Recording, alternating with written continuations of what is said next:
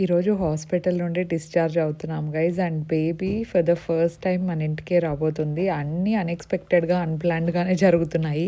ఎందుకంటే ఫస్ట్ మేము అనుకోయిండేది హాస్పిటల్ నుండి డిశ్చార్జ్ అయ్యి డైరెక్ట్‌గా ఇంక అమ్మ వాళ్ళ ఇంటికి అనంతపూర్‌కి వెళ్ళిపోదాం అని చెప్పేసి. కాకపోతే మళ్ళీ 48 అవర్స్ తర్వాత బేబీకి జాండీస్ టెస్ట్ అవ్వచ్చు. ఇంకా చిన్న చిన్న టెస్ట్స్ ఉంటాయి కదా! అవన్నీ కూడా కంప్లీట్ అవ్వాలని చెప్పారు. సో, అందుకే మళ్ళీ వెళ్ళి మళ్ళీ బ్యాక్ రావడం ఎందుకు? ట్రావెలింగ్ అంతా కూడా ఎక్కువైతుంది. పైగా ఇంకా నాది కూడా సి సెక్షన్ కాబట్టి ఎక్కువ జర్నీ కూడా చేయకూడదు అని చెప్పేసి ఇంకా మన ఇంటికి వెళ్ళిపోదాం అని చెప్పేసి ఫిక్స్ అయ్యాము. అక్కడికి వెళ్ళిన తర్వాత ఇంకా వెంటనే గేట్ దగ్గర దిష్టి అదంతా తీసేసాము. మనం ముందే ప్లాన్డ్‌గా అనుకోలేదు కాబట్టి ఇక్కడ ఇంటి దగ్గర డెకరేషన్ ఏం చేపించకపోయినా కూడా అజిత్ అక్కడ అనంతపూర్‌లో మొత్తం అంతా ప్లాన్ చేసి పెట్టాడనమాట బేబీ వెల్కమ్ కోసం. అండ్ నేను కూడా చాలా మంచిగానే రికవర్ అవుతున్నాను. సి సెక్షన్ అయినప్పటికీ కొంతమంది అడిగారు అంత ఫాస్ట్‌గా డిశ్చార్జ్ చేశారేంటి అని చెప్పేసి. యాక్చువల్లీ 2 డేసే పెట్టుకుంటారు. ప్రాపర్‌గా రికవర్ అవుతున్నామని తెలిస్తే డిశ్చార్జ్ చేస్తారు.